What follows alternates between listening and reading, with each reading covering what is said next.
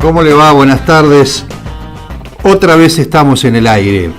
Esto es El Grito del Silencio, el programa que emitimos conjuntamente con Claudio Javier, hoy ausente también por el tema de las distancias. En los controles, el comandante supremo de las Fuerzas Tecnológicas, Ivo Colucci. Quien les habla, Tony Miglianelli. Estaremos hasta las 18 horas para intentar formar este puente de información, de comunicación, este enlace con la intención de que sea esta una zona de lucidez implacable. Y como lo habíamos anunciado, hoy está con nosotros, aquí en vivo, el doctor Alfredo Grande. Antes de ir al diálogo con él, vamos a dar los teléfonos por si usted quiere mandar o vos querés mandar algún tipo de mensaje, alguna información, algún comentario. El fijo de la radio es el 47-83-568. Voy de nuevo. 47-83-568. Nos podés también seguir a través del Facebook, El Grito del Silencio. Nos podés seguir también a través de internet. Ponés Radio Mural FM, la 91.1.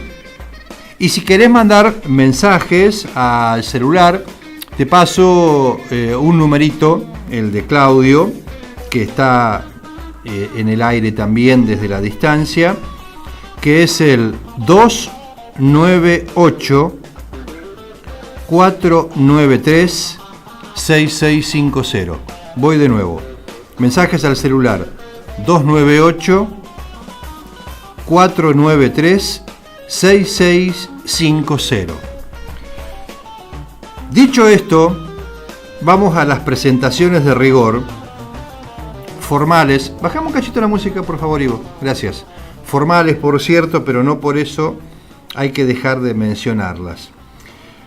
El doctor Alfredo Grande es médico psiquiatra, psicólogo social, fundador hace un montón de años, ya casi como 30, de la primer cooperativa de salud mental llamada Ático, que precisamente, ustedes recordarán, Claudio comentaba que estuvo con él hace poquito, porque coincidía el día de la lealtad militante, justamente coincidía con su cumpleaños, y que yo lamenté no poder estar, dado que me encontraba en el norte de Neuquén, en Chosmalal.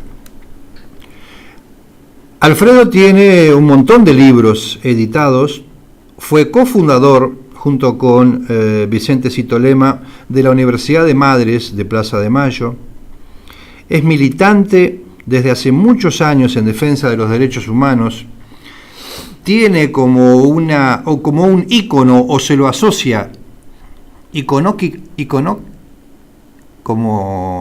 la palabra sería, se te asocia como un ícono permanente a todo lo que es la lucha contra la cultura represora. Sus libros son muy famosos, están todos agotados. Si uno entra a internet y pone Alfredo Grande, se va a dar cuenta de lo que estoy diciendo. Libros tales como Psicoanálisis implicado, del diván al piquete. Libros que los estudiantes de psicología los conocen, y la orientación de los mismos, porque cuando se habla de piquete, habla de implicarse, de un psicoanálisis implicado, un psicoanálisis como analizador de la cultura, como él le gusta decir, para poder precisamente, más allá de analizarla, poder transformarla. Entonces, es un gusto estar con Alfredo, y además dejo para el final 2 o 3 detalles que vienen a cuento. Es amigo, es un hermano, compartimos trabajos y compartimos actividades de hace muchos años, forma parte de los equipos técnicos del Instituto de Capacitación Gaia, forma parte de los equipos académicos del postítulo para una perspectiva ecológica, social, hacia una perspectiva o una pedagogía inclusiva. Y somos adherentes, por decir así, al mismo club de fútbol. Así que bueno, bienvenido Alfredo acá a Chipoleti, a las actividades que ya vas a contarnos, qué es lo que estás haciendo. Y gracias por estar con nosotros aquí en esta humilde, modesta radio FM Mural, esta radio comunitaria, pero que llega a todo el mundo a través de internet y de las zonas y de las redes sociales. ¿Cómo anda, amigo? ¿Qué tal, Tony? Un gusto estar acá en tu programa de radio. Lamento mucho que Claudio no se pueda acercar, pero bueno, realmente no quería dejar pasar la oportunidad y se dieron las circunstancias para poder acá estar un rato contigo y con tu audiencia. Bueno, habíamos adelantado en los avisos en el Facebook que teníamos, yo seguí tus indicaciones, me dijiste, hablemos de lo que vos quieras, bárbaro. Puse 2 o 3 temas que son precisamente por ahí a lo mejor los disparadores de lo que surja, porque esto va a ser agenda abierta, ¿no? Pero habíamos mencionado, por ejemplo, esto de los movimientos sociales que vos tanto estás siguiendo, porque de todos lados te invitan. De hecho, esta mañana te invitaron a la movilización que hubo en Neuquén. ¿Realmente permanecen con el espíritu de movimiento social o son espasmos histéricos? Ese sería un tema. El otro tema es que yo lo veo y critico permanentemente en la Universidad del Comahue. Si ser progre, entre comillas, anula el ser ético. Hay que dejar de ser limpio, hay que dejar de ser solidario, porque vos ves algunas facultades que realmente decir, yo por ejemplo, están muriéndose de frío dentro en determinado lugar. Las ventanas abiertas, las puertas abiertas. Digo, en la casa no son así. Y ves otras facultades que no son así. Digo, entonces esto de ser progre porque estudias en humanidades o porque estudias carreras sociales, te limita desde ese lugar. Y después, bueno, temas que vos manejás con tanta claridad, y yo sé que a vos te gustan, el tema de la represión del placer a manos de las matrices fundantes de la personalidad. Dios, patria, hogar. Así que vos perdoname, pero bueno, vos me dijiste jugá y yo jugué. Arranquemos por el principio. Los movimientos sociales, ¿son sociales? ¿Siguen siendo sociales o son espasmos histéricos? Mirá, Tony, cuando uno hace una pregunta lleva implícita la respuesta, ¿no? Es decir, eso es muy freudiano, maestro. Sí, soy freudiano. En realidad son las dos cosas. Sí. Siempre son las dos cosas, ¿no? Sí. En toda conducta yo siempre intento diferenciar lo activo de lo reactivo. Sí. Cuando vos hablas de lo histérico, bueno, hay un componente reactivo.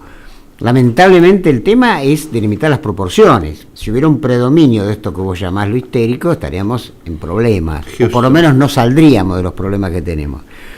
Si predomina una cuestión más fundante, más consecuente, entonces, bueno, podemos seguir peleándola con con cierta dosis de optimismo que no sea simplemente la negación maníaca del pesimismo, ¿no? De todas maneras, tuve la oportunidad de estar en la marcha, que expresó su desagrado fuerte, ¿no? Su rechazo total, habló la compañera Sandra. Mi amiga Sandra, claro, la ex mujer. Sí, digamos, la compañera de Fuente Alba. De Carlos Fuente Alba. Yo lo que puedo decir es tomar algo del compañero secretario general de la CTA, que dijo algo que para mí resume el problema, ¿no? Él dijo, cuando hay casos de impunidad tenemos que estar todos unidos. Sí. Y yo realmente ahí hago la primera observación, porque creo que la cultura represora nos toma incluso cuando la criticamos. Porque en realidad es al revés, justamente por no estar todos unidos es que hay impunidad. ¿Y lo mismo unidos que juntados? A esta altura de la civilización te diría que no me gusta ni siquiera que estemos unidos. O sea, la unidad a mí no me interesa la unión. Uh-huh. Y la unión tiene mucho más que ver, y esto lo sabes vos como ecólogo social y como militante de muchos movimientos sociales, la unión tiene que ver con la tarea. Sí. Y las tareas son múltiples. Uh-huh. O sea, no habría problema en la unión en la tarea. Claro. ¿Por qué? Porque hay diversidad de tareas. Y no se discuten los ejes. Claro, en cambio, cuando vos buscas la unidad, ahí estás buscando una unidad que es sin tarea. Como primero la unidad y después vemos qué tenemos que hacer. Una uniformidad que no hace nada. A eso voy. Entonces, en la uniformidad, ahí se consume mucha energía. Ahora, vos fíjate que El otro día, anoche mientras cenábamos te comentaba que había leído en una periodista, una escritora y psicoanalista, que no me voy a acordar el nombre, pero bueno, Laura, no me acuerdo cuánto, ella señalaba de que también se ha transformado en una cuestión ya como, no cultural, sino muy cómoda, sostener las luchas del mismo modo. Llámese, por ejemplo, piquete. Algo así como que ya está pasado de moda, de que hoy, por cualquier cosa, un piquete, cuando deberían haber nuevas formas de luchar contra el poder, porque realmente a veces ni llegan a... Bueno, pero por ejemplo, esta Laura, ¿dijo algunas? ¿Sugirió algunas? ¿Se le ocurren algunas? No, porque planteaba esto de precisamente... no tomaba una actitud, digamos, mesiánica, hay que hacer esto. No digo mesiánica, pero simplemente decir, habría que buscar, dice, nuevas formas. Pero estoy de acuerdo que la busque. Yo creo que todos tenemos que buscar nuevas formas. Lo que pasa es que evidentemente no debe ser tan fácil. Tampoco el piquete apareció. ¿No es cómodo? ¿O miedo al cambio, la resistencia el miedo al cambio? Sí, el miedo al cambio está, la resistencia al cambio está, todo eso está. Sí. Y evidentemente cuando surge el piquete, surge una situación de acorralamiento tan brutal, casi más por necesidad que por deseo, porque tampoco fue que el piquete es una estratégica política fríamente calculada ni nada por el estilo. También el piquete es reactivo, se corta una ruta en función de una situación injusta, insoportablemente injusta, y cuando todos los medios legales fracasan. Desde ese lugar, yo de acuerdo que quizás el piquete esté subvaluado, porque los piquetes hoy se hacen con 10, 15 personas, digamos, ¿no? De todas maneras, ataca al que menos puede. Bueno, eso también se señala y es cierto. ¿Sabes que yo a lo mejor te horroriza lo que te voy a decir? Pero yo asocio muchas veces esas actitudes como el golpeador, como el que agarra al más indefenso, en este caso la mujer indefensa, y se aprovecha de ese poder transitorio porque nadie toca para poder efectuar un acto de fuerza. Bueno, la analogía, primero que va por quien la dice, ¿no? Pero no pretendo contrariarla. Lo que te señalo es que un piquete no implica balear automovilistas, por ejemplo, ¿no? Es cierto que ha habido situaciones muy desgraciadas, ¿no? Ha habido muertes en la zona por desvíos de piquetes. Exactamente, y es probable que el piquete debería incluir en su propia racionalidad su propia negación. Es decir, en qué situaciones se levanta el piquete, ¿no? Una urgencia, También te acordás el famoso tema de en Santa Cruz, justamente, Baizat, que atropelló con la 4x4. Con la 4x4. O sea que evidentemente toda estrategia va a tener, por así decirlo, una desmesura interna. Es muy difícil que no la tenga. Y creo que la racionalidad de compañeros y compañeras sabrán en qué momento el piquete puede instalar como su propia negación dialéctica, ¿no? De todas maneras, entiendo que sí, que es probable que no es lo mismo, por ejemplo, el gobierno del saqueo, una dictadura militar, un gobierno como el actual nacional que ha hecho de la ayuda social, de la inclusión, una bandera, no sé si estará media asta en este momento o no, pero bueno, una bandera de todas maneras, que hay situaciones de, por ejemplo, tasas de desocupación monstruosas como del 30%, 35%, bueno. Pero acepto totalmente que todo dispositivo, excepto los religiosos, que son eternos, tiene que cambiar. Claro. El tema es, justamente, no digo de esta colega que vos escuchaste, sino, bueno, cuando uno dice algo superador, bueno, justamente de eso se trata, es decir, de encontrar algo superador que suele ser bastante complicado, ¿no? Es decir, por lo menos, vos fijate, no se encontró nada superador de esta Constitución Nacional, que claramente señala, a través de lo que se llama el presidencialismo, casi un Congreso que es o figura decorativa cuando tiene mayoría o puramente obstructiva cuando tiene minoría, digo el Ejecutivo. O sea que no sirve nunca. Casi diría, podría ser unicameral, o incluso podría no haber, o sea, porque realmente... Bueno, pero eso es casi histórico, eso pasaba también con Menem. ¿Viste? A eso voy, y sin embargo nadie lo ha superado. Hay provincias donde pero hay una Cámara unicameral. Reafirmo lo que dice te pregunto, tu colega. ¿Para qué sigue la Cámara de Senadores? ¿Para qué sirve? Pero reafirmo entonces lo que dice esta colega, de que nadie quiere cambiar, a nadie le interesa cambiar. Bueno, está bien, estamos de acuerdo, yo no niego esa parte, es más... Tengo un aforismo que dice, hay miedo a la libertad, pero no hay pánico a la esclavitud, sonamos.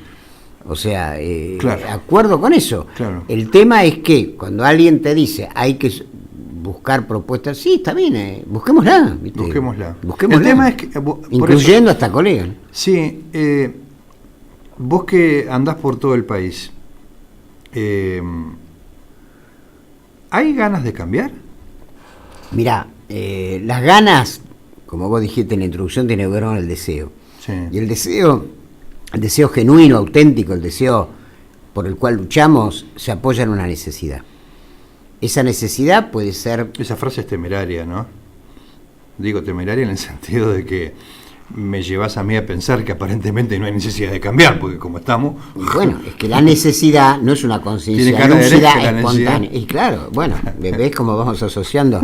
La necesidad tiene cara de hereje. Sí. Hay muchas herejías en nombre de la necesidad. Pero, por ejemplo, yo estuve recién en un barrio que me llevaron los compañeros, que por otra parte me invitaron acá, de desarrollo social, del programa Fortalecimiento Familiar, Viviana y otros compañeros, y justamente ahí queda muy claro cuáles son las necesidades. Sí. Es decir, yo quedé bastante impresionado, un centro comunitario que se hizo de la nada, digamos, porque estaba todo destruido, casas hechas de barro, con un tipo de construcción que parece que en unos countries se están utilizando, casa de barro. Uh-huh. El tema de la leña, cómo distribuyen la leña, porque evidentemente había unos vecinos que, familias numerosas, se llevan toda la leña, o sea, sí. Hay una necesidad, y vos sabés, te acordás la frase de Eva Perón, si hay una necesidad hay un derecho, sí. Pero yo agrego, y hay un deseo. Sí. O sea que en ese sentido yo no creo ser un optimista, al contrario, generalmente me reprochan que soy pesimista y depresivo, pero en realidad creo que si vos lográs articular una secuencia que para mí es fundante de la vida, que es necesidad, deseo, derecho, hasta ahí vamos bien. Sí. El tema, como vos decís, se pervierte la necesidad, por ejemplo, es una necesidad que todo el mundo tenga un televisor hipergigante para ver el mundial, claro. O todo el mundo en casas de 4 ambientes, 6 split, por ejemplo, y esas cosas. Y bueno, la necesidad, el deseo, el derecho está atravesado por la lucha de clases. O sea, cada clase en cada momento histórico debe decidir, porque le va la vida en ello, uh-huh. Qué necesidades no pueden no satisfacerse, qué deseos tiene que defender, porque, por ejemplo, uno puede tener una casa de barro. Es decir, uno tiene una casa... Hay casas de adobe que son alucinantes. Exactamente, de adobe, de barro. Por necesidad de tener una casa, pero después tiene el deseo de ponerle esto, y me comentaban que estaban muy bien hechas, con desniveles, sí. Eso ya es el deseo, no la necesidad. En México es muy común, en España, casas de arquitectos, hay que meterse en internet, casas de adobe, de 2, 3 pisos, hermosas. Claro, no es el adobe que conocemos nosotros. Es un adobe ya armado. Incluso la Universidad del Comahue tiene la máquina para hacer los ladrillos de adobe. Son formas. Ahora, entonces el capitalismo sigue siendo más inteligente, entre comillas. El capitalismo es tremendamente inteligente. O la derecha, por decir así. No. O asociado, capitalismo con derecha. Y sí, es inteligente. Lo que pasa es que es una máquina de producir lo superfluo. Sí. Si el capitalismo, con el brutal desarrollo de las fuerzas productivas que tiene, que eso... creo que Marx también lo señalaba, ¿no? Si ha llevado el desarrollo de las fuerzas productivas a un nivel exponencial, el tema es que como ese desarrollo de las fuerzas productivas, la contradicción fundamental del capitalismo, y vos sabés que no soy un teórico del marxismo, es que hay una producción social y una apropiación individual. Sí. Eso digamos, ahí empieza todo. Uh-huh. Es decir, como esa producción social, que es de un nivel, fíjate, para decirlo, no sé yo, qué cosas, celulares, comida. En Argentina hay una producción brutal de comida y hay chicos con hambre. O nos quieren hacer comer soja. Bueno, pero la capacidad productiva, aún hoy... Es para alimentar 4 argentinas. Exacto, bueno, eso es lo que quería escuchar. Entonces el tema no es la producción.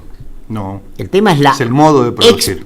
Es el modo, pero también la expropiación individual. Sí. Y cuando digo individual no digo de personas, digo por ejemplo de corporaciones. Claro. Entonces ahí esa contradicción no sé si la puede saldar el socialismo. Lo que estoy seguro es que el capitalismo no solamente no la va a saldar, sino que cada vez la aumenta mal. Eso es lo que se llama eufemísticamente la brecha entre pobres y ricos, que no es una brecha en el sentido coloquial, es una brecha fabricada por esta apropiación individual. Y que cada vez es mayor. Exactamente, cada vez es mayor, por eso la Argentina era un paraíso porque tenía clase media. Sí. En toda Latinoamérica no hay clase media, o sea, por eso cuando la los clase muy media, pobres y los inmensamente ricos. Por eso cuando la clase media se pone histérica, ahí vienen los grandes problemas, ¿no? Bueno, es que la Corralito. Bueno, pero es que vos pensás que el modelo productivo, por lo menos en Argentina, lo sostiene la clase media. Sí. La única que paga impuestos es vía consumo, vía bienes personales, o lo que sea, es la clase media. Sí. La clase más baja no paga porque solamente paga impuesto al consumo vía el IVA, que es el impuesto y mira Brasil. más cruel. Exacto. Y la clase alta porque evade o manda fuera las ganancias y demás. O sea que en realidad el país lo sostiene la clase media. Y de ahí también salen los grandes revolucionarios en la historia de la humanidad. Bueno, el Che Guevara entre ellos. Claro. Ahora, ¿qué pasa? Evidentemente para la clase más baja, la clase media... ¿Por qué no tienen conciencia de pobre? No sé si la palabra es correcta, conciencia de clase. ¿Por qué el pobre, yo el otro día en el programa anterior lo decía, por qué el pobre no sale, a no ser que sea su mente ya alienada así por el mismo capitalismo o por el modo, por qué el pobre no sale a defender como teníamos nosotros el mejor plan de salud de América, el mejor plan de educación? ¿Por qué el pobre no sale a defender eso? Desde el psicoanálisis estaría... Bueno, desde el psicoanálisis implicado, porque como vos sabés bien que yo digo, cada uno tiene el Freud que se merece, ¿no? En realidad porque puede ser pobre en la materialidad, pero en su subjetividad está moderado como rico. O sea, la publicidad, que es el opio de los pueblos, es el lisérgico de los pueblos, lo va modelando como si fuera rico aunque no lo fuera. O sea que tener un plasma o tener unas zapatillas Nike lo considera él que ya tiene cosas. Pero es que además lo ves. Claro. Y lucha para tenerlo. En este momento el celular, ¿viste? O sea, hay atributos de consumo que las clases más humildes también lo sostienen. O sea, además hay otra cuestión, vos decís, un plan de salud. Pero ¿por qué no hay más cooperativas de consumo, cooperativas de trabajo? Hay emprendimientos, yo me acuerdo Puente del Sur, ahora se llama Caracoles y Hormigas. O sea, hay emprendimientos que tratan realmente. Cuando fue la hiper, ¿te acordás? Estalló 89, en 2001. 89. Claro, 2001, fábricas recuperadas y demás. Trueque. Ahora, en última instancia, hay una frase mucho más dura que la tuya de Wilhelm Reich, cuando dice, hay que aceptar que las masas alemanas deseaban el fascismo. O sea, que no es solamente un tema de que no quieran ser pobres, sino que en determinados momentos históricos, las masas, el pueblo, para decirlo en otros términos, que muchas veces se equivoca, puede desear el fascismo. O sea, yo no me espanto por eso. Yo creo que lo que que es cómodo ser pobre para algunos. La comodidad hay que entenderla. Mirá, Freud dice algo que es muy interesante. La proyección trae alivio psíquico. O sea que cuando vos podés proyectar cualquier daño que tengas hacia el afuera, te trae alivio. No sé llamarlo comodidad, que es una palabra quizás peyorativa, pero sí alivio psíquico. O sea, sacarte el sayo. Que se lo ponga el que venga, ¿no? Claro, ya. La palabra alivio psíquico es interesante porque no especula si es enfermo, si no es enfermo, trae alivio. Como realmente nos trae alivio cuando hacemos pis o cualquier otra cosa de ese estilo, que uno se alivia. Después ve si por ejemplo, la orina está colorada o no está colorada. Pero o sea que el plasma es un ribotril. Exacto, pero por supuesto. Lo que pasa es que tiene un impacto estético mucho mejor. Pero tampoco tiene otra cosa al cual llegar, ¿no? Bueno, pero es que, eso es interesante. No hay otra cosa a dónde llegar. Ahora, en esa condición donde vive. ¿Cuánta gente quiere llegar a otra cosa? Bueno, pero si nace en ese encuadre, en esa matriz, por eso eran los temas que íbamos a tocar con vos, si nace en esa matriz en el cual nació ya excluido, ¿cómo se hace? Los chicos de hoy, ¿cómo le explicamos de que antes no existía la computadora? ¿Cómo le explicamos que nos manejábamos sin celular? ¿Y cómo nos explicamos a nosotros mismos que antes no había computadora? Sí, pero nosotros nos pudimos amoldarnos. Y bueno, y ellos no pueden ir para atrás, a eso me refiero. Que tampoco creo que sería conveniente. No, más por vale algo que no. Se habla de nativos digitales, claro, por ejemplo, todo eso, claro. Pero yo creo que, por ejemplo, cuando comentamos con los amigos cuando apareció el celular, cuando apareció el fax. El fax, sí. Primero fue el fax. Bueno, yo me acuerdo, hice todo, bueno, Gutenberg no lo conocía Gutenberg, pero por ejemplo, la máquina de escribir mecánica. Sí. La eléctrica. La electrónica, sí. La computadora, sí. Y ahora los celulares inteligentes. Sí. O sea, todo eso en mi vida, que tampoco es tanta, digamos, son apenas 66 años, y uno se fue adaptando muy rápido, sí. Muy rápido. Quiere decir que, si bien hay, como vos decías antes, temor al cambio, también hay una capacidad de adaptación y sobreadaptación importante, sí. Que, por supuesto, la cultura represora la utiliza para el mal. O sea, te sobreadapta para aquello que es inútil. Y vos fijate que toda la publicidad te convence de que aquello que es inútil o es caro, sí. O pronto va a estar en desuso, no puedes dejar de comprarlo. Claro. Bueno, pero esa es la cosificación del ser, ¿no? Eso vamos. Claro. Entonces no podemos separar la comodidad, las pautas de consumo que una clase humilde tiene como si fuera una clase más adinerada, de lo que es la gran represión psíquica que es la publicidad. Cuando se habla de represión, sí. se sigue pensando, como hace décadas atrás, en un policía pegándole o asesinando a Carlos Fuentealba. Sí. Eso es represión. Sí. Pero hay otra represión que tiene otro nombre, sí. Con lo cual es muchísima más exitosa, que es publicidad.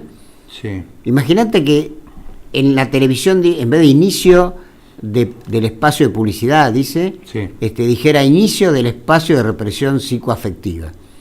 Claro. Estaría mucho más cerca de la realidad. Estaría piola. Sí. Estaría piola, pero dice publicidad, y la publicidad es una palabra mentirosa. Por eso digo, mi papá decía, se vende aire, ¿no? Porque al fin y al cabo, después de un celular, después de 3 meses te dicen que no sirve, o sale más caro repararlo que comprarlo nuevo, te están vendiendo aire, algo, un fetiche, te están vendiendo un fetiche. Bueno, ahí está. El tema del fetichismo de la mercancía, estudiado por Marx y por Freud, el fetiche es la parte por el todo. Sí. O sea, las trenzas de la China, pero no está la China, digamos. Pero con las trenzas estás décadas y décadas. Bueno, evidentemente, hoy tenemos el fetiche de la democracia, sí. Porque evidentemente Carlos Fuentealba y la impunidad de Jorge Sovich prueban de que la democracia es renga o ni siquiera, es parapléjica, digamos. Es decir, hay derecho pero no hay justicia. O sea, hay Estado de Derecho pero no hay Estado de justicia. Bueno, pero nunca estuvieron de la mano.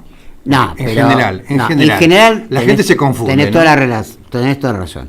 Pero no por eso dejar de señalarlo. No, más vale, obviamente. No dejar de señalarlo obviamente. Porque no son pocos, exacto. Inclusive la clase dirigente que dice, la clase dirigente, fíjate que no es boba, será corrupta, pero no es boba, dice que la justicia diga. Claro. No dice el derecho, dice la justicia. Claro. Y de alguna manera, como también otro opio para los pueblos, es este maridaje, como que fuera lo mismo un juez de la nación que lo justo. Claro. Bueno, ahora se rajan las vestiduras porque la Corte Suprema, Estados Unidos, bla, bla, bla, y todo los fondos buitres. Los fondos buitres. Los fondos buitres son terribles, pero los frentes buitres son mucho mayores, ¿no? Estamos llenos de buitres al frente que nos llevan de las narices. ¿Y quién generó la deuda? ¿Qué pasa? A ver, todo el mundo mira para otro lado. Pero no solamente quién generó la deuda. Hay un fallo del juez Olmos, donde declara a la deuda como fraudulenta, ilegítima y odiosa, que creo que lo que Estados Unidos unió a Irak, por lo menos lo que entendí que Julio Gambina nos explicaba, y el Congreso de la Nación, por eso te decía, cerralo, no trató el tema. Pudo haber declarado a la deuda como nula, o sea, no sé si es claro. No hay deuda, lo que dijimos de la izquierda más recalcitrante muchísimas veces. No se trata de honrar la deuda, se trata de no honrar la estafa. Claro, o sea, cuando el Adolfo dijo esa vez, no vamos a pagar la deuda, ¿te acordás? Duró 2 días. Bueno, sí, duró una semana, después se lo llevaron. Pero acordate que, bueno, El mismo qué revuelo se armó. Le estamos dando al Congreso, pero que se lo merece. Sí. Y no se fue nadie, ojo. Bueno, el Congreso aplaudió el default, Sí. y aplaudió la entrada al default, y aplaudió la salida del default. Sí. O sea, evidentemente tienen ganas de aplaudir, porque aplauden todo, inclusive cuestiones antinómicas. Desde ese lugar yo creo que el default es no pagar la deuda, pero no es decir no hay deuda, hay una estafa. Y el Congreso de mi país, que es soberano, político, establece que el Congreso de la Nación, donde esto se estafa, y el juez Olmos hizo todo el laburo. Yo he hablado con Olmos Gaona, el hijo, digamos, y todo eso es más estafa que la propia deuda. Entonces, bajarse los pantalones o subirse las polleras, porque la Corte Suprema, Néstor Kirchner, cuando renegocia él admitió dos cuestiones. Una, que los ahorristas, es decir, que habían canjeado los bonos, todo eso, podían apelar esto que pueden apelar ahora. Ajá. Que en caso de que los que no entraban se les pagara el total, ellos podían reclamar. Eso está escrito. Y dos, que se aceptó la jurisdicción de tribunales extranjeros para una deuda que en todo caso sería, como estos radios, sí, comillas, sí, soberana. Soberana, bien, comillas. Pero no... ¿Por qué no están los tribunales argentinos, digamos, ahí, operando, o UNASUR, no sé cómo es? ¿Por qué le da la jurisdicción a...? Bueno, eso está escrito en la renegociación, en la exitosa renegociación de la deuda, que hubiera sido exitosa si todos hacen lo que nosotros queremos, pero parece ser que no es así, claro, que lo que nosotros queremos sirve para nosotros, como la famosa convertibilidad, que era 1 a 1 en la Argentina, salías de la Argentina con un peso... Se reían, sí. Sí, se burlaba. Sí, se burlaba. Bueno, vamos a ir cerrando esta primera introducción, porque a mí me quedan varias, porque se dispararon tantas cosas. Una de ellas es cómo trabajar con la alienación de los pobres, ¿no? Así que te propongo que hagamos ahora un minuto de relax musical. Y les reiteramos a quienes están escuchando que estamos en el programa El Grito del Silencio por la 91.1 Radio FM Mural desde la Biblioteca Central de Chipoleti, provincia de Río Negro, Patagonia, Argentina, y ya volvemos con el doctor Alfredo Grande. Bien, vamos a continuar charlando con el doctor Alfredo Grande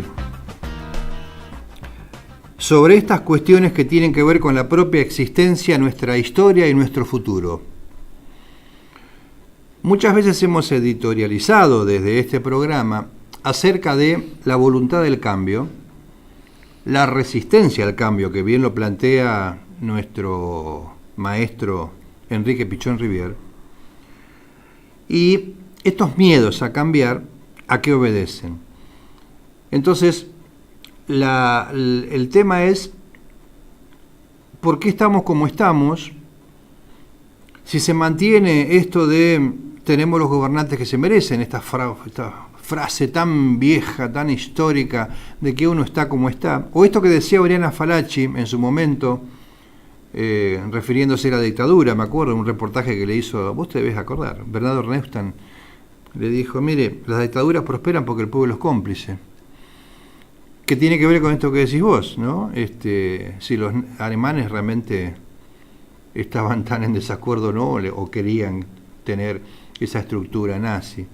Entonces digo, bueno, como para ir, y sin ánimo de ser dogmáticos, vos no lo sos, yo tampoco, al menos en este horario, la idea es, profundizar un poco, ¿no? Y la pregunta sería, en este sentido, si las matrices familiares, esto que yo puse en la propaganda, ¿no? Dios, patria, hogar, estas matrices tan históricas, Dios, patria, hogar, condicionan sobre todo a los sectores, o a lo mejor a todos los sectores, ¿no? Pero más que nada a los sectores excluidos que ya nacieron allí, como la canción de esta murga uruguaya, ¿no? Que se llama Violencia, total me importa, me vas a matar, yo ya nací así, etcétera, etcétera, etcétera, etcétera. Que Bueno, con Dios, Patria, Hogar se da una situación, como vos decís, de una matriz despótica, ¿no? Tanto la idea de la divinidad como la de la patria, con mayúsculas y en singular, la patria, la propiedad, pues fíjate que lo que vos señalás es todos son mayúsculas y en singular. Sí. Esa es la marca de la jerarquía. O sea, el Dios, la patria, el hogar, la familia, la propiedad, el padre, la madre. Jerarquías, que en la naturaleza, yo ahí como ecólogo saco la chapa, no existen las jerarquías, sino la red. La red, bueno, viene bien esto que decís, porque yo digo que en una cultura no represora no hay jerarquías, pero hay asimetrías. Es decir, los nodos de la red no tienen toda la misma dimensión. Es decir, una red no necesariamente tiene que ser, por así decirlo, totalmente simétrica, sino que una red puede ser asimétrica, puede tener nodos más complejos, menos complejos, y en ese sentido la red funciona, por supuesto, donde todos los nodos están comunicados, pero insisto, no necesariamente implica que todos los nodos tienen la misma dimensión, el mismo peso, la misma consistencia.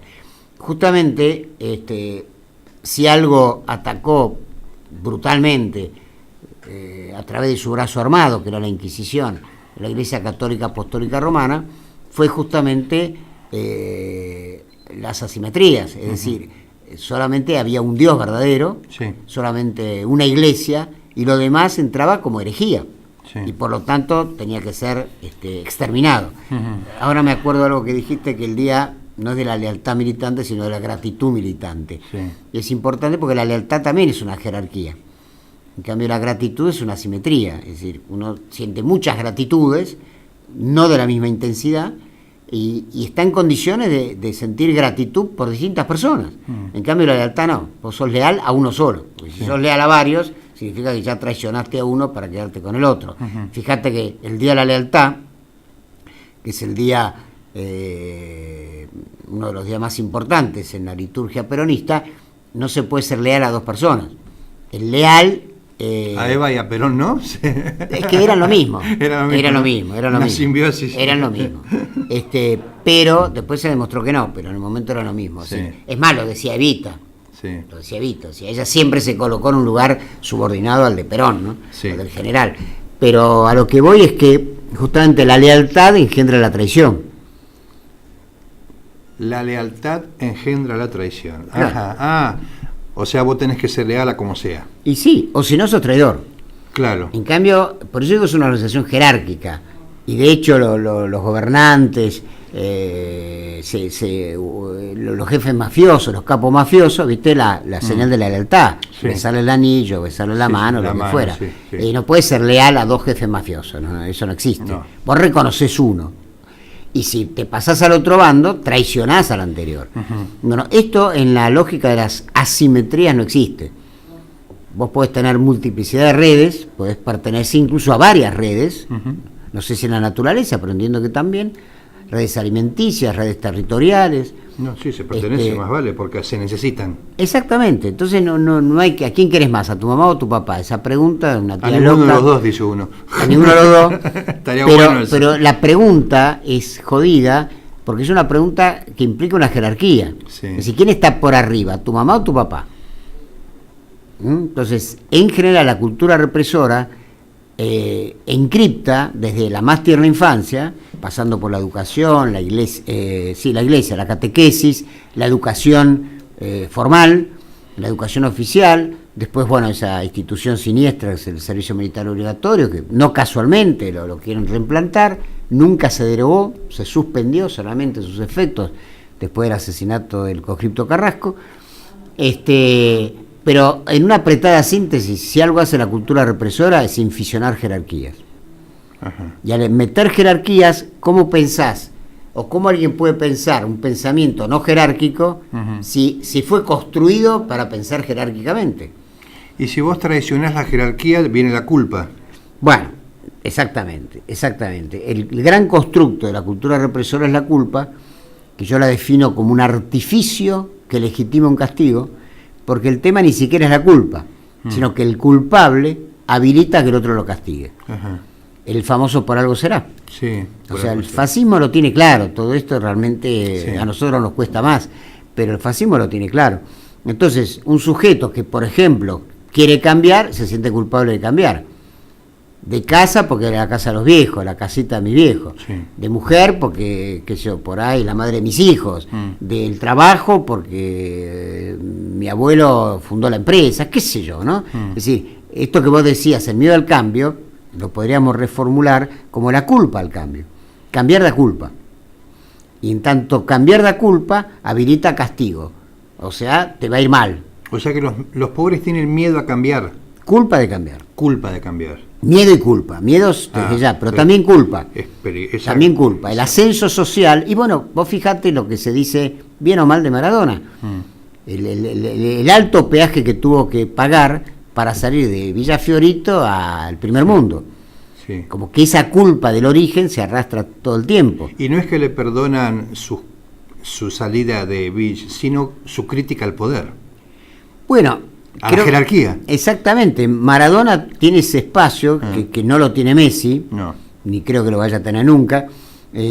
Maradona intentó, acordate que Maradona, y te digo, yo en lo personal le tengo poca simpatía a Maradona, Sí. porque me parece que se pasó de rosca, Sí, sí. exageradamente, y además que denunció un poder con el cual después transó, que es ser director técnico del seleccionado argentino, que es AFA y FIFA. Sí. Pero para los méritos extradeportivos, porque deportivos tuvo muchos, intentó un sindicato de futbolistas. Vos fijate que en el tenis, que es un deporte altamente profesionalizado, está la Asociación Internacional de Tenis, pero está la ATP. Sí. Y hay un torneo de la Asociación Internacional de Tenis, que es la Copa Davis, Ajá. y están después todos los torneos de ATP. Ajá. Torneos de ATP que evidentemente son millonarios en dólares. Sí. O sea, es más, a un jugador, Nalbandián, que fue paradigmático de la Copa Davis, tuvo un rendimiento en los torneos de ATP, pero mucho menor. Bueno, ganó una vez torneo de máster y de maestro. Pero en fútbol no hay nada de eso. En fútbol no hay nada de eso, no hay un sindicato de jugadores. Todos remiten a asociaciones nacionales que a su vez remiten a la FIFA. A ver, voy a hacer una pregunta capciosa. ¿No será porque también le faltan un par de neuronas comparado con... No. Porque un los tenista, jugadores de tenis no tienen. Por eso, seguro no tienen. por eso, porque a lo mejor un tipo, No. no sé, ¿no? Un tenista No, tiene no. otro roce social, No. y en cambio un jugador de fútbol, botinera, digamos, esa franja. Me alegra mucho que conserves unos aspectos idealistas, pero no, yo he trabajado hace muchos años en la Nación de Tenis y una persona una vez me dijo que el mejor negocio era para trasplante de cerebro comprar tenistas, porque el cerebro no está en uso, digamos, está prácticamente sin usar. Como Gaudio. No, lo que pasa es que son extraordinarios deportistas, sí. de la altísima competencia. Claro. Pero no sé quién empezó la ATP, realmente no lo sé, por ahí habrá sido Fred Perry, que yo no sé, defienden sus intereses. Sí. Bueno, eso es lo que a Maradona, Avalanche, creo que Avalanche, ahora dueño de fábricas de armas, tráfico de armas, un mafioso. Joao Avalanche. Pero bueno, lamentablemente Maradona creo que no solamente dio un tropezón, sino que dio varias caídas, incluyendo cuando se le cortaron las piernas, y perdió potencia de convocatoria, por así decirlo, sí, porque convocar a esas estrellas, que además sus propios clubes, algunas les pagan, no solamente le pagan bien, le pagan desproporcionadamente bien, pues es evidente que todo ese dinero, ni siquiera para un jugador, para un entrenador, ¿de dónde viene toda esa plata? Sí. No puede venir nunca de la recaudación de entradas, está las transmisiones de televisión, está el merchandising, o sea, es cultura represora al palo. Y al ser cultura represora al palo, evidentemente desparrama, tipo Santa Claus, beneficios secundarios. Ahora, volviendo entonces un poco a Dios, Patria, Hogar. Sí. Uno ya nace con esa matriz. Nace con la matriz familiar más la matriz social. Matriz de familia patriarcal. Sí, sí. ¿Hay algunas sociedades matriarcales? ¿Holanda? Mira, lo poco No. que sé es que en realidad cuando son sociedades matrilineales, Sí, por ejemplo, los judíos, o sea que le dan la condición de judío se hereda de parte de madre. de parte de madre. Eso es matrilineal. Yiddish Mamele. Es claro. Ahora, que una mujer puede estar, digamos, siendo la jefa, por así decirlo, de una familia patriarcal. Sí, Pensemos en la Dama de Hierro, por ejemplo. sí, Thatcher, sí. La Thatcher, Merkel, Merkel, Cristina. sí. O sea, en realidad no es un tema de género para mí. Ajá, Para mí el patriarcado se define por un orden jerárquico. claro. Que en el orden jerárquico el varón esté más habilitado por cuestiones históricas, productivas, más que la mujer. ¿Es biológico o es cultural? No, es cultural. ¿Y en la naturaleza? Y no sé, eso decilo vos. Que sos No, psicólogo. no, Yo porque digo, porque en la naturaleza estas cosas no se discuten. no se discuten, claro.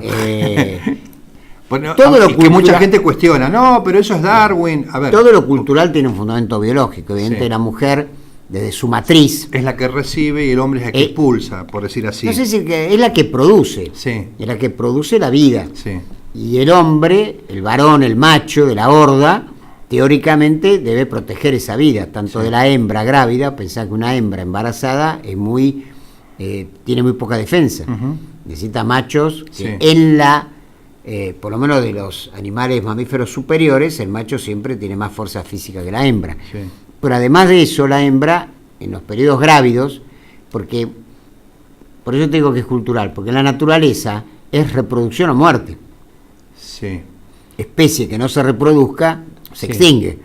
sí. Entonces el cuidado de la hembra grávida es muy importante. Ujú. Digamos, no hay asignación universal por chimpancecito, digamos, ¿no? Ahí la peleás o sos cartera, digamos, ¿no?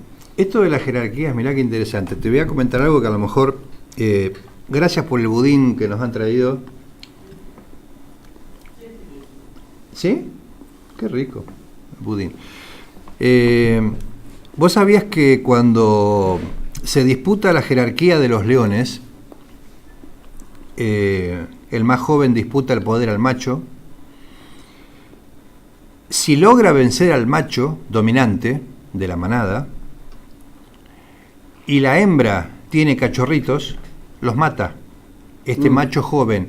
¿Para qué? Porque la hembra automáticamente se pone en celo. Los felinos no es que tienen pedidos, sino que por estimulación misma tienen su modo de reproducirse. Automáticamente la pone en celo a la hembra para tener su descendencia, para asegurarse lo que plantea Darwin, la ley del más apto, del más fuerte, porque la naturaleza no interesa a un ejemplar, sino la especie. Digo, ¿te acordás que hace muchos años, cuando yo escribí de la ecología a la ecología social, denominé la supraespecie? ¿Te acordás? La supraespecie está dominante de los esquemas de poder, que en la naturaleza tienen otra mirada. Esto, por eso que muchas veces es como que se mezcla, como que está naturalizado algunos aspectos de los órdenes jerárquicos, ¿no? Es decir, me parece más allá del tema del miedo, me parece que está como naturalizado. Esto es así, ¿no? Y bueno, y es así, y fue siempre así. Esta frase que a vos tanto te gusta mencionar y que a mí también la repito de vez en cuando y digo que es tuya, es lo que hay, ¿sí? Lo de la cultura represora. ¿Por qué no? Bueno, No, digo así me das tiempo que como un pedazo de budín. exacto, sí, no, tómalo con tiempo.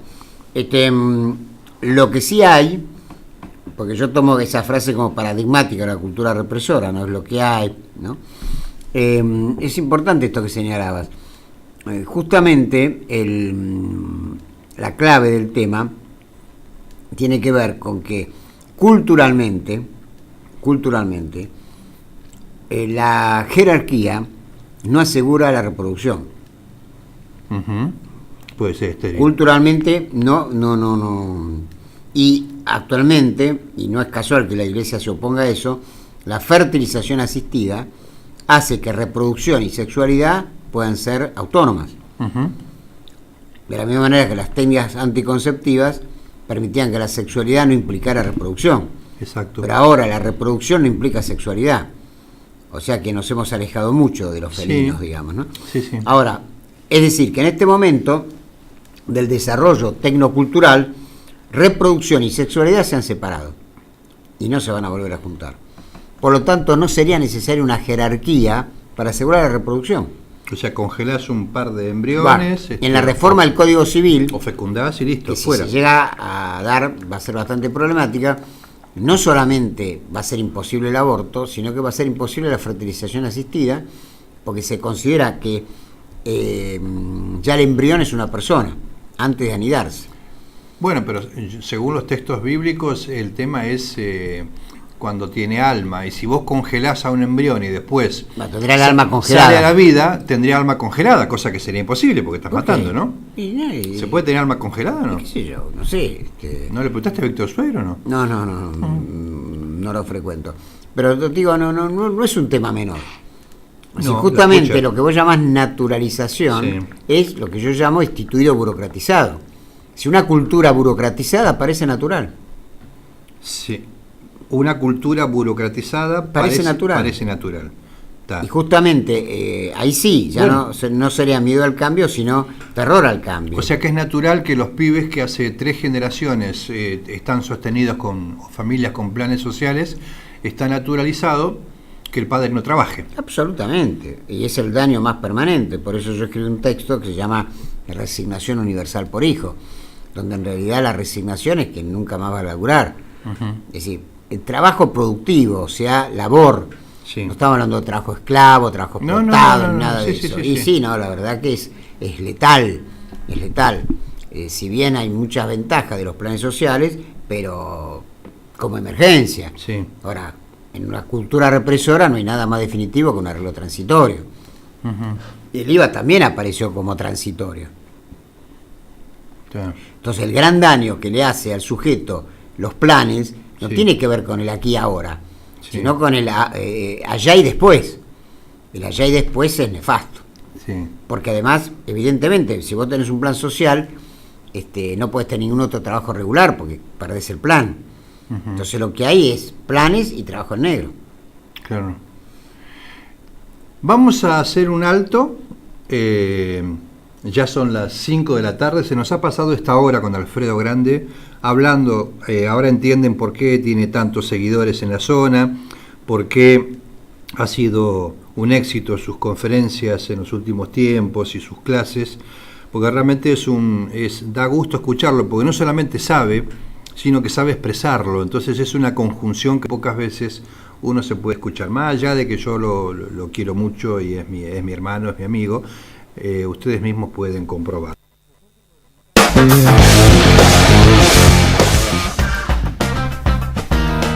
Continuamos en el Grito del Silencio, el programa que hacemos con Claudio Javier, con Ivo Colucci. Lamentablemente Claudio otra vez por cuestiones de estudio y de trabajo está un poco alejado, pero bueno, en algún momento por ahí se va a arrimar. Jessy, gracias por el budín. No había entendido detrás del vidrio las señales de Ivo, estamos saboreándolo. Se nota que estuviste toda la noche haciendo estos budines, así que gracias Jessy por el budín. Bueno, anoche, mientras cenábamos acá en el Club Chipolletti con Alfredo, tocábamos varios temas, ¿no? Más allá del cansancio y de otras cosas más. Y una de las cosas que surgió en la conversación era esto de sentirse como ciudadano de ningún lugar y a su vez, paralelamente, perteneciente a una casta, entre comillas, ya que uno quiere sostener. Esto de no pertenecer a ningún sector porque el medio pelo de Jauretche, las mediocracias de ingeniero, salvando las distancias de ingeniero, algunas cosas, es como estar desfasado de esta mediocridad reinante. Que ahora que hablábamos de eso, no me acuerdo si fue antes del helado o después del tríptico que yo me comí, o la trucha que vos comiste, no me acuerdo. En algún momento surgió esto, ¿no? ¿Qué vas a hacer? ¿Qué vamos a hacer? Bueno. Y yo creo que coincido con esto de vos. Yo no me resisto a perder determinadas cosas, códigos, valores, íconos de una época, no me resisto a perderlo. Y a veces te miran como diciendo, ¿de qué está hablando? ¿Está enfermo? Pero ¿Qué hombre? ¿no te resistís o te resistís a perderlo? No me resisto a perderlos.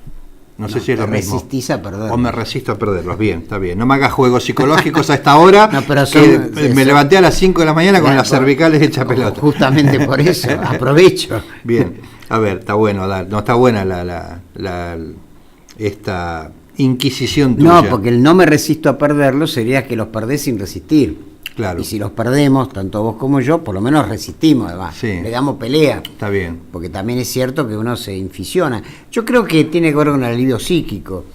El alivio psíquico, por ejemplo, es mucho más cómodo sentarse con el control del televisor, cosa que yo hago también, por supuesto, y ver, hacer zapping y qué sé yo, que agarrar un solo libro y leerlo concienzudamente con el marcador. Pero hacer zapping a mí no me lleva a un estado de mediocridad, ¿eh? Yo puedo hacer zapping para mirar... A mí sí, totalmente. No, pero yo puedo por ahí un rato... Me desnuca. No, pero más allá... Una cosa es que yo me detenga a mirar Tinelli. No he llegado a eso. Claro, y otra cosa es que yo por ahí miro, como dice tu colega chilena Pilar Sordo, ¿qué estás haciendo? Nada. ¿Qué estás mirando? Nada. Y es cierto, a veces no miramos nada. Pero voy más al fondo de esto. Ahora, si es nada, ¿por qué frente al televisor? Claro, bueno, será una costumbre, andás a ver. Sí. No es una costumbre, porque vos para eso tenés que haberte comprado un televisor. Sí. Y generalmente no te comprás cualquier televisor. Ya no. Te lo comprás por tamaño, LED, Smart. O sea, para nada, hacerlo bien. Ya que lo hacemos, hagámoslo bien. Te tirás a hacer meditación, o te quedás mirando. Me aburre hacer meditación. Estamos en problemas, Tony. Es más, me parece muy oriental y yo vivo acá. No, meditar puede meditar cualquiera. Bueno, qué sé yo. A mí estas cuestiones también de culturas así incorporadas de afuera, entrando también en esto, ¿no? Es que me resisto, ahí sí, me resisto a que la meditación sea solamente para Oriente, Ajá. Cuando en realidad no sé si meditan siquiera, Sí. si no se repiten esos mantras, a veces también burocratizados. Nunca vi un Sioux meditando, ¿eh? ¿Un Sioux meditando? No. Sí. ¿Sí? ¿Seguro? Apa. Entraban en trance por el peyote, esas bueno. cosas. Bueno, pero eso era ya por la falopa. Ya. Pero elegí la meditación, prefiero la falopa Sí. al televisor. Bien. Por lo menos el Pepe Mujica lo tiene claro. La tiene claro. Bien, pero vamos al fondo. No te quieras escapar. Vamos al fondo. De la cultura represora genera mediocridad. Absolutamente. Bien, ¿qué hacemos con eso cuando combatimos uno lo puede la cultura ver? represora. Bien. Combatimos la cultura represora con la pluma, con la risa y la palabra, como digo yo. Me sonó Sarmiento eso. No, decía con la espada. Todos somos un poco sarmientos. Yo Sí. la iglesia Sí. de la escuela oficial la hice, ¿viste? No fui a la iglesia, pero fui. Pero los dos venimos. Yo fui monaguillo, vos no, también no. No. Yo fui monaguillo, sí. Yo tengo las marcas de Caín. Bueno, escúchame.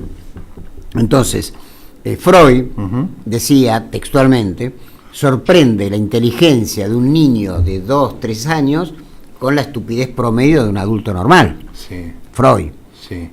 Es decir, que el tema de que cómo la cultura represora abolla el aparato de pensar, no es de ahora. Y eso que no había Facebook, no había Twitter, no había televisión, no había nada. Y ya la cultura represora abollaba la cabeza. No había psicoanálisis. Sí, estaba ¿Sí? Freud. No había psicología social. No sé, habría que ver en qué fecha escribió eso. Probablemente no como la conocemos, pero Pillón Rivera, ¿en qué año nació? Y en el 30 por ahí. Él murió en el 77, ¿no? Sí. Y bueno, entonces mucho antes. Sí, mucho antes. Mucho antes. Pero principio del siglo debe ser Pillón. Sí. O sea que fue contemporáneo de Freud. Sí. Él más discutía con Lacan, Pichón. Sí, en algún momento se enganchó con Lacan. Sí. ¿Vos por qué nunca mencionás a Lacan y siempre es Freud? Porque soy respetuoso de lo que no sé. Ajá. Yo no he estudiado sistemáticamente la obra de Lacan, he leído a algunos de sus seguidores y me fastidia mucho cuando algunos dicen que enseñan Freud y enseñan Lacan. Sí. Yo no enseño Lacan porque no sé muy poco. ¿Sabías que acá solamente se estudia Lacan? Sí. Me parece terrorífico. En La Plata, en Buenos Aires, Ah. y ahí es el éxito, para llamarlo de alguna manera, de mi seminario de psicoanálisis implicado.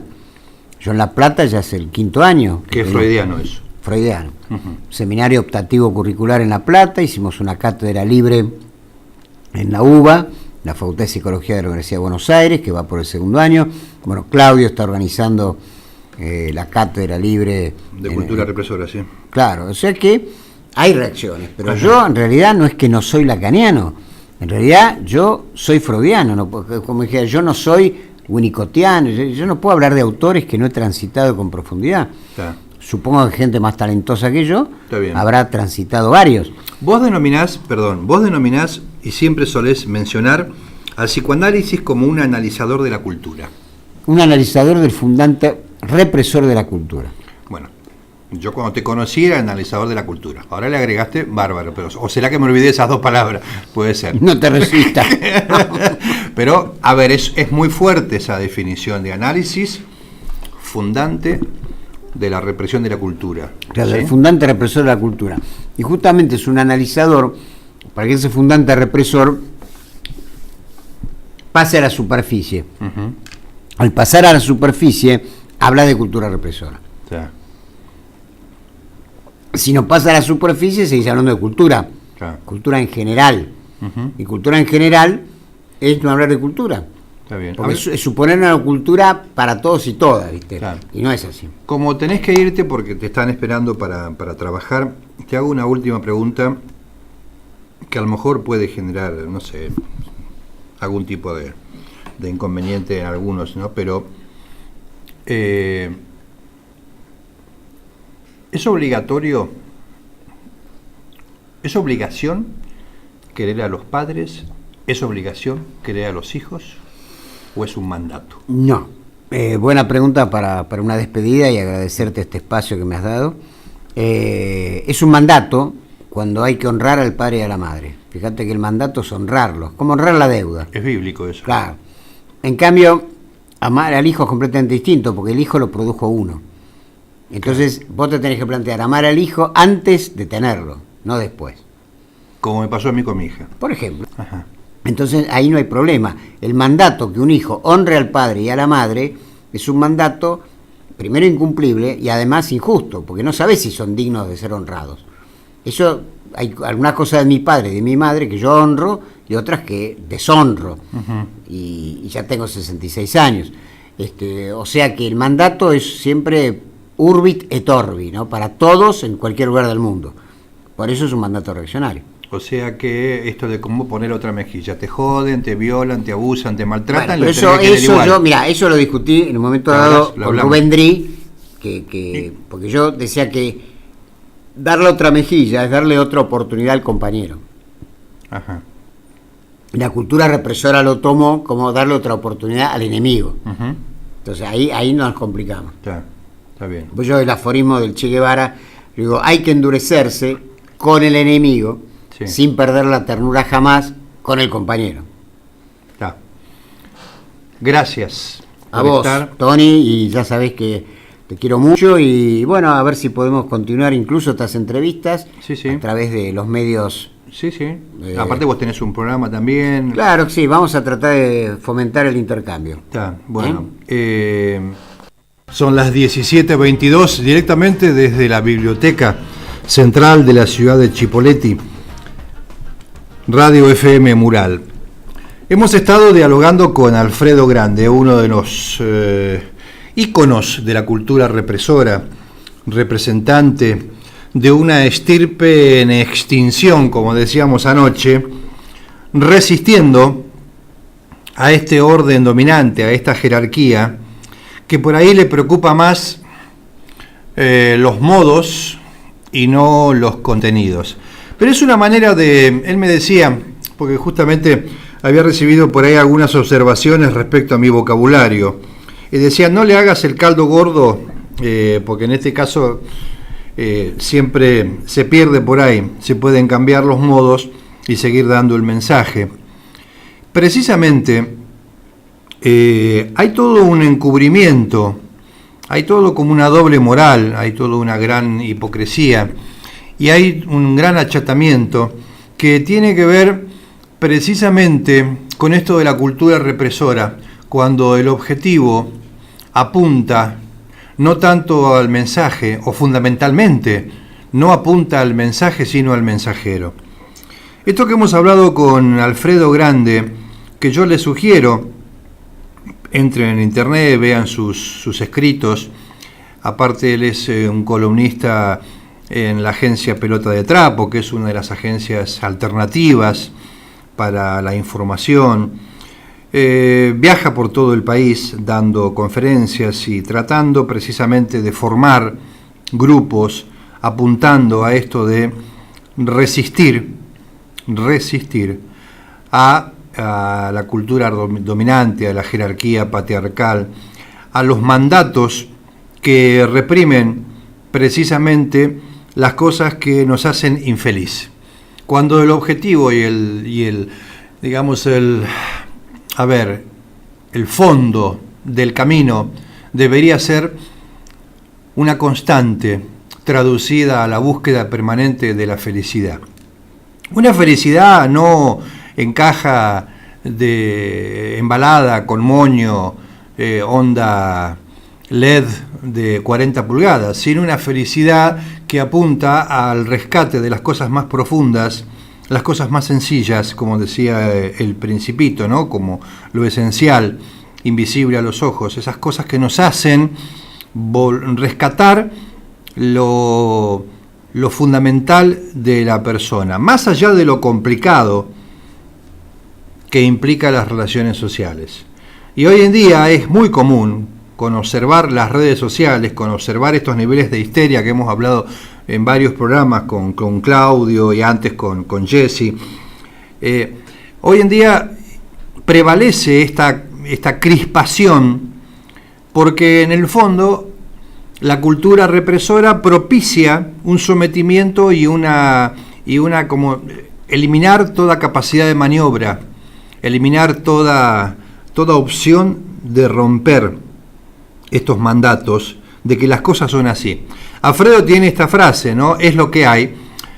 Mejor dicho, una vez hace muchos años estábamos en un congreso de salud mental y derechos humanos con Alfredo y en determinado momento yo dije, bueno, pero viste, siempre es lo que dicen, es lo que hay.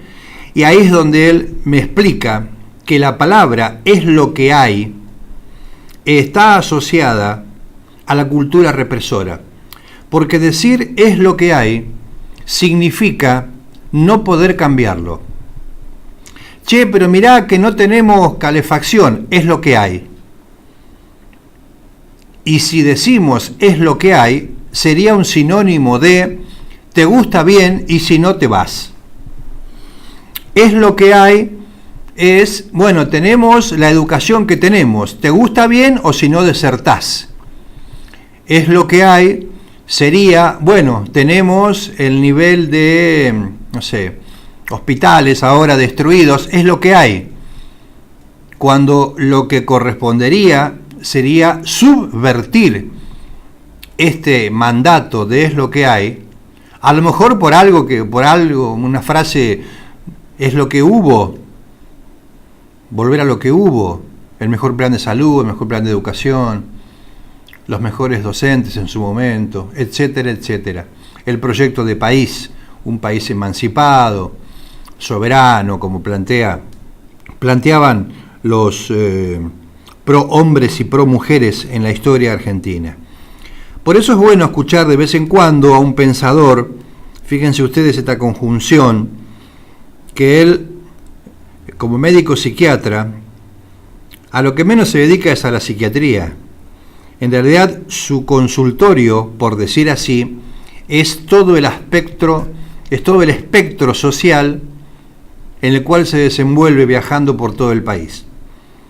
Forma parte incluso, es miembro honorario de la Asociación de Psiquiatras Cubanos. De la Asociación de Psiquiatras Cubanos. Entonces, es bueno esto de trasladar, como decía él en uno de sus libros, Psicoanálisis implicado del diván al piquete. Yo lo explicaba el sábado a los estudiantes que están haciendo este curso que auspiciamos desde el CIPS de acompañantes terapéuticos para casos de chicos y chicas autistas. Les explicaba que organiza Claudio con mucho éxito, colmada las aulas de la Universidad del Comahue. Explicaba esto del diván al piquete, porque muchos son estudiantes de psicología, que no se trata de un piquete de cortar la ruta, sino que del diván al piquete implica trasladar, en este caso él es freudiano, ¿no?, el análisis, el psicoanálisis como analizador de la cultura represora y ponerle un piquete a esta cultura represora. Un piquete para decir no, para decir basta. Basta de una situación que nos genera enfermedades, insatisfacción, negación al placer y que está todo perfectamente orquestado. Nosotros como estamos haciendo permanentemente, grabamos estos programas y luego los subimos a internet para que tomarse el trabajito un rato de escuchar qué implica, cómo funciona los mandatos de la cultura represora, asociada obviamente con el patriarcado, el tema de las jerarquías, de qué modo se mete a través de los intersticios de la familia, del sistema social, para generar el displacer. Porque no hay peor cosa, y esto lo hemos dicho en más de una oportunidad, no hay peor cosa que, para la cultura represora, que vos seas feliz, que vos estés bien. Si vos estás bien, sos un atentado contra la cultura represora, porque la cultura represora te quiere ver mal, enfermo, sometido, sometida, manteniendo estructuras, ya sea de pareja, laborales, estructuras que te dañan. Pero si vos te sentís bien, a un costo alto, es cierto, pero te sentís bien, es el peor enemigo de la cultura represora.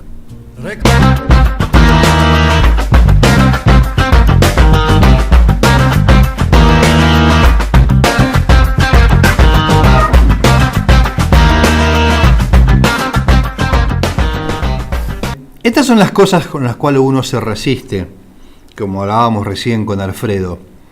Resistir a estos modos nuevos de la cultura banal, de la música cholula, de no mandar flores, de que se eliminó precisamente las cartitas y los poemas y ahora se mandan los mensajes, de cuando se bailaba lento.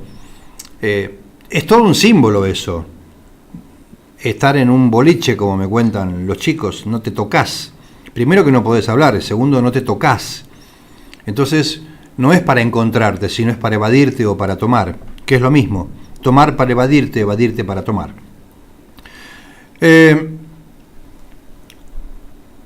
Voy a comentarte algo que tiene que ver con esto de un artículo que sacó justamente Alfredo sobre la primera década, ya 10 años de esto de trabajar del psicoanálisis implicado. Porque, como también lo comentábamos el otro día en el curso de acompañantes terapéuticos para la formación de acompañantes terapéuticos con orientación hacia el autismo, esto de implicarse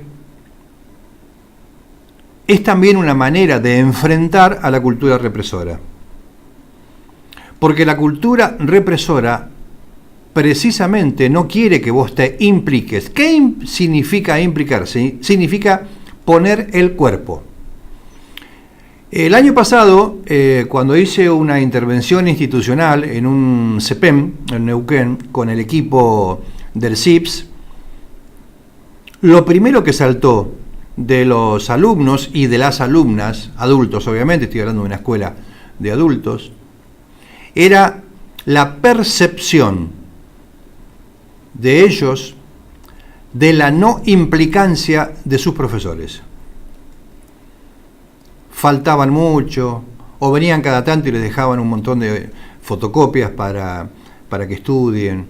Lo primero que criticaban era eso, la falta de implicancia. Y yo después le preguntaba a los profesores, ¿a cuál CEPEN perteneces cuando tenés 10 horas en distintos lugares?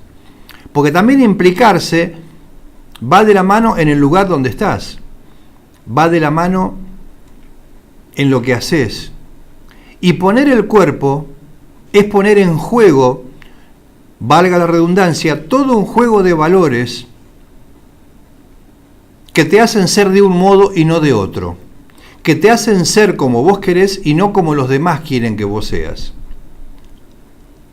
Implicarse va de la mano con ser ético. Suele confundirse la palabra ética con la palabra moral. Y conviene que lo aclaremos. La moral es una construcción social, muy del patriarcado también. La moral es el juez, el super yo que tenemos adentro que te dice no podés hacer esto, no podés hacer aquello. Es el freno, el contrato social, por decir así, que vos tenés que, o que tenemos que firmar para poder vivir entre nosotros. La moral es una construcción cultural, básicamente creada por varones. La ética es otra cosa. La ética en la concepción de los filósofos griegos es aquella persona que hace algo bien por los demás. Mirá qué diferencia. Nosotros, hace un rato cuando hablábamos con Alfredo, hacíamos mención, o hacía yo mención, a esto de, por ahí, que nosotros vivimos en una sociedad occidental y cristiana, la conocemos así. Pero hay otras cosas de Oriente, hay otro mundo más allá, que ignoramos algunas pautas y que a veces solemos traerla, ¿no? Traemos el tai chi, el I Chi, el horóscopo chino, el tai chi chuan, pero hay otras cosas que casualmente no se incorporan. En la concepción de la sociedad judeo-cristiana en la cual vivimos, las personas inteligentes son las que saben razonar. En la concepción de Oriente, la inteligencia se mide por el grado de bondad que tenés adentro. Por eso digo, es muy importante el uso de las palabras, porque las palabras tienen una carga ideológica y también está naturalizado utilizarlas de un modo u otro. Por eso es bueno separar esto de moral y de ética. Cuando hacíamos mención a implicarse, a poner el cuerpo, es que más allá, si vos te recibiste, en este caso, o te estás por recibir de psicólogo o de alguna profesión, no podés poner distancia con el objeto del cual vos fuiste formado. Si sos psicólogo sería tu paciente, si sos médico lo mismo. Eso no implica de que tenés que ir a la casa, acompañarlo, cebarle mate, no. Pero implicarse significa poner el cuerpo y ser solidario con lo que le está pasando a la otra persona. Y hoy no es una característica social el implicarse, solamente en algunos sectores, y muchos van de la mano con la lucha sectorial, no es una lucha social. Se enmascara en lo social, creo yo, pero la lucha es sectorial. Por eso ya como va para una década del psicoanálisis implicado, para que quede claro qué significa esto del diván al piquete, los libros de Alfredo Grande, piquete a la cultura represora, está bueno algo que te voy a comentar y que por ahí te va a gustar. Hace muy poco murió León Rosisner. León Rosisner, un filósofo, psicoanalista, también muy del grupo de estas generaciones, un poco más grande, decía que el sujeto es núcleo de verdad histórica. De la nada, nada viene, enseñaba Pasteur. El psicoanálisis implicado vino de algo, y ese algo fue la formulación que realizara hace varios años Roberto Castell, y del profundo análisis que León Rosisner realizara de la obra de Freud, confrontándola con el individualismo burgués. Por eso, la primaria tarea teórica y política del psicoanálisis implicado fue pensar si el denominado psicoanalismo era un instituido inmanente a la invención freudiana, y si los límites que todo individualismo plantea, quizás el burgués con trazos más gruesos, podían pensarse apenas como limitaciones de la cultura represora. El psicoanalismo se organizaba como un individualismo organizacional. Las organizaciones psicoanalíticas decretaban los límites del dispositivo analítico freudiano. El diván mutó en altar. Voy de nuevo. El diván se transformó en un altar. La interpretación en una bula religiosa. El consultorio en convento y el Vaticano de los psicoanalistas pasó a denominarse Villa Freud. Quizás sea cierto, como señala Alejandro Weiner, que el freudomarxismo nunca existió. Entre la dictadura genocida y la obscenidad del menemato, los ecos del trueno de plataforma y documento dejaron de escucharse y de leerse. Con la invalorable ayuda de los que decretaron el fin del marxismo, mientras otros decretaban el fin de la historia, el psicoanálisis se replegó a la consulta individual y a la transmisión esotérica. El psicoanálisis de trinchera fue sostenido por multiplicidad de residentes, concurrentes, pasantes, profesionales de obras sociales y prepagas, de centros de salud periféricos, pero casi todos ellos sosteniendo la obsesiva cruz de no saber si era o no psicoanálisis. El mapeo institucional descubría nódulos de psicoterapeutas, algunos benignos y otros malignos. Los primeros reconocían que no hacían psicoanálisis, sino psicoterapias con objetivos limitados, también denominadas breves, tan común esto de las terapias breves. La denominación de precoces siempre me pareció una provocación, dice Alfredo Grande. Los malignos desestimaban toda diferencia fundante entre la metapsicología del frente a frente, cara a cara, y el ya clásico decúbito dorsal. Insinuaban que el psicoanálisis es un efecto de discurso y no una asistencia determinada en tiempos, espacios y posiciones corporales. La malignidad del nódulo psicoterapéutico era especialmente remarcada cuando enunciaba la neutralidad como mero artífice encubridor y la abstinencia como una impostura técnica. Esta frase es determinante para que la rescatemos. Es lo que estamos hablando. Un poco en qué se había transformado, se transforma el psicoanálisis en un templo, en un lugar cerrado, las dos personas, el dogma un poco más atraviesa, etc.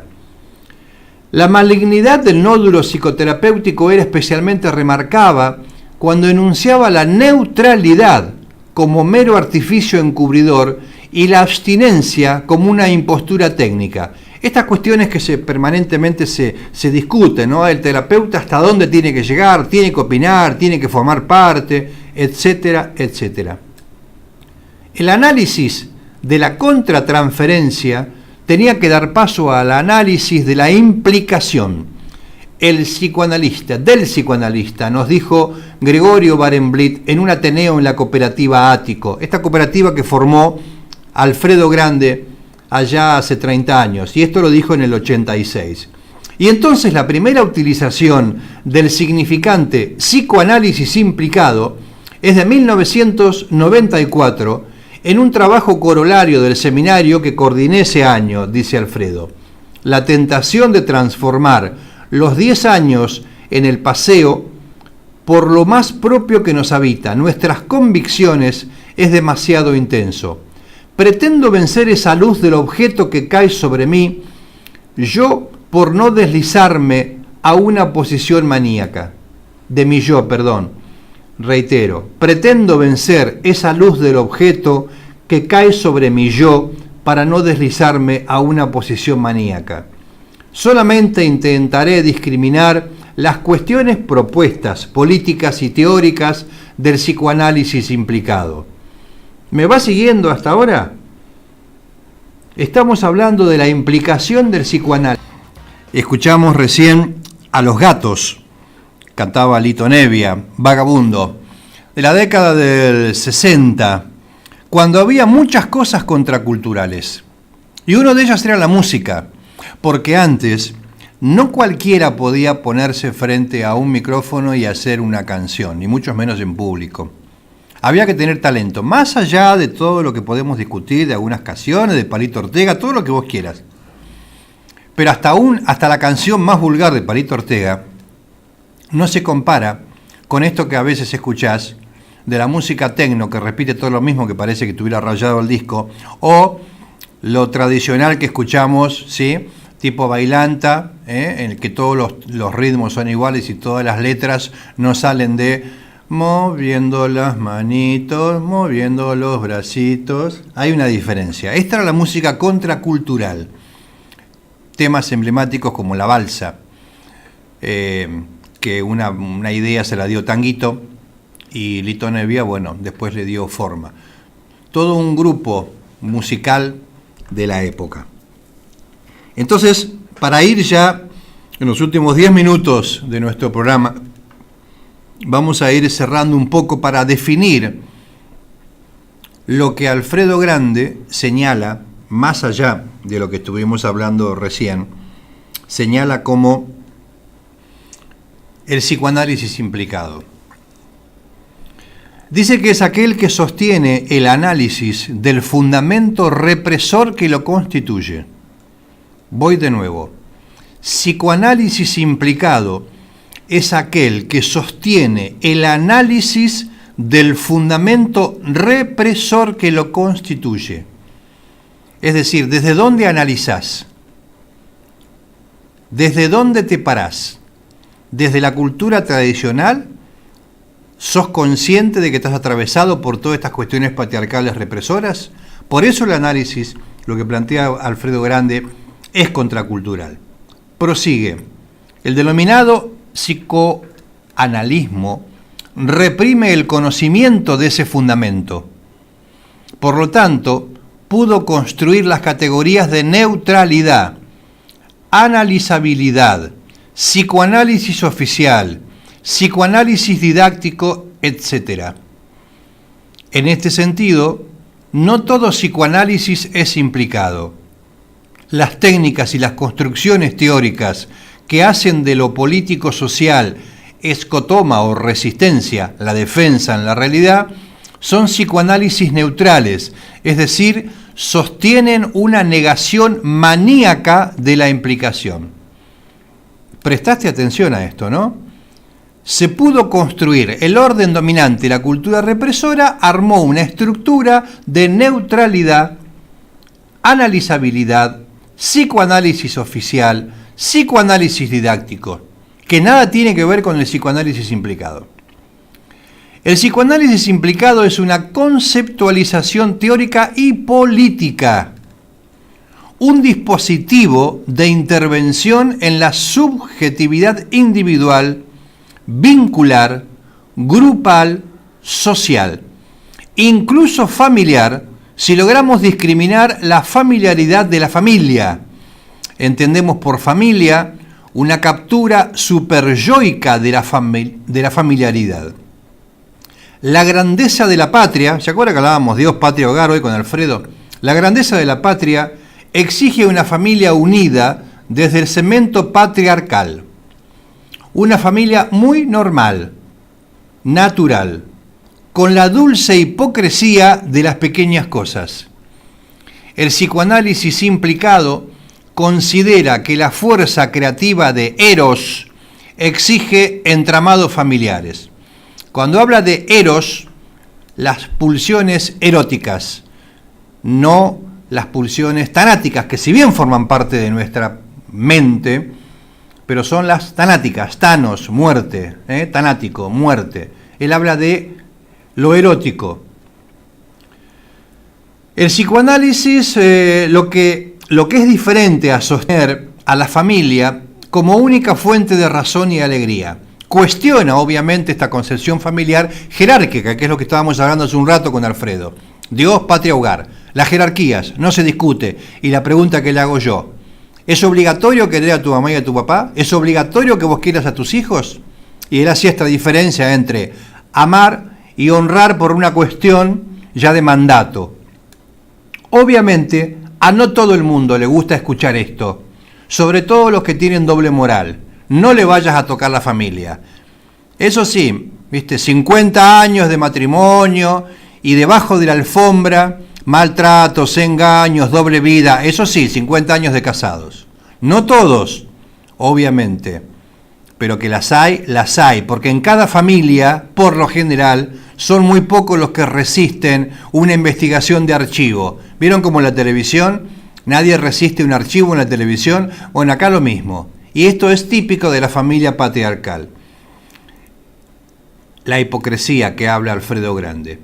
El psicoanálisis implicado considera que la fuerza creativa de Eros exige entramados familiares, lo que es diferente a sostener la familia como única fuente de razón y alegría. Esto de única fuente de razón y alegría es muy religioso y es un dogma, no se discute. Dios como única fuente de razón, ¿sí? No se discute, entonces con los dogmas no se puede discutir. Y hay mucho para discutir de los dogmas. Cuando yo veo un titular del diario, un chiquito cayó de un 6º piso y se salvó, y dice el milagro, y veo al otro día un titular del diario que dice un chiquito se cayó de un 6º piso y se murió, no pone el milagro. ¿Qué tengo que pensar? ¿Que Dios es perverso? ¿Que elige que se viva un nene y otro no? Estas son las cosas que tenemos que replantearnos, estos mandatos, estas costumbres, estas naturalizaciones de algunos términos. Lo que es diferente a sostener a la familia, como decía, como única fuente de razón y alegría. No pocas veces el mejor cultivo de pulsión de muerte es la familia. ¿No es acaso el hogar el lugar más peligroso para la mujer y los niños? Abusos, violencia, pésimos tratos. ¿Dónde están los mayores casos de abusos y de violaciones dentro de esta familia patriarcal, tan moralista, tan muy del que dirán, tan mostrando para afuera algo que no es, tan poniéndose en discursos de cuidado con lo que dice? Pero todos, la mayoría, por no decir casi la totalidad, siempre de los abusos y de los maltratos, comienzan en el seno familiar o en el círculo directo. El psicoanálisis implicado como dispositivo de intervención fue caracterizado como arte marcial. Para una alumna del curso del abuso sexual del niño al abuso sexual del adulto que coordinara Alfredo Grande durante el año 2004 en el Centro de Ideas de Mate Amargo, el psicoanálisis implicado es un arma letal. Cumple con el designio freudiano que Rosisner pone en superficie de reprimir al represor. Acepta que el superyo tiene aspectos protectores, pero afirma sin la menor duda que son los peores. Estos aspectos protectores remedan una especie de salario psíquico, algo así como el mínimo común múltiplo para que el sujeto alucine alguna zanahoria que lo motive, sea desde adelante para alcanzarla, sea desde atrás para escaparle. Dios aprieta pero no ahorca, el superyo tampoco. El ahorcado no puede ser sobreexplotado, ni flexibilizado laboralmente, ya que la rigidez cadavérica es reacia a las contorsiones de la productividad. Entiendo que en la problemática se inscribe una línea roja y no demasiado delgada. He escuchado frases que muestran que el psicoanalismo, que no matáis, goza de buena salud. Voy de nuevo. He escuchado frases que muestran que el psicoanalismo, que no matáis, goza de buena salud. Es como esa frase, ¿no?, que decía: los muertos que vos matáis gozan de buena salud. ¿Un poco del superyo es necesario? Sin superyo todos nos estaríamos matando. ¿Cómo sería una persona sin superyo? Sin superyo sería la ley del más fuerte. Por supuesto, no siempre he salido airoso de los efectos condenatorios de la patota superyoica. Recuerdo la frase de Bertolt Brecht: hay dos clases de ladrones, los que roban los bancos y los que fundan los bancos. Y acá me quedo: los que fundan los bancos o los que roban los bancos. Y está bueno, porque por lo general lo que se critica siempre es al ladrón que roba el banco, pero no al ladrón que funda el banco. Esto ha sido todo por hoy. Hemos llegado al final, ya ha llegado el señor Rock para en la continuidad de la programación de Radio FM Mural. Gracias por permitirnos escucharnos. El comandante supremo de las Fuerzas Tecnológicas, Ivo Colucci, en los controles. Y quien les habla, Tony Miglianelli. Estaremos en otra emisión, lo pensaremos, del programa El Grito del Silencio que hacemos con Claudio Javier, aquí por la 91.1 el próximo jueves a partir de las 16. Que tengan una buena jornada, que la pasen bien y tratemos de que cada día sea esta una zona de lucidez implacable, donde la cultura represora no nos haga más infelices y donde propiciemos la solidaridad, la ética y la transformación de una moral burguesa hipócrita por una moral de construcción, de amor, de lazos fraternos y de que todos estemos mejor. Chao, que la pasen bien.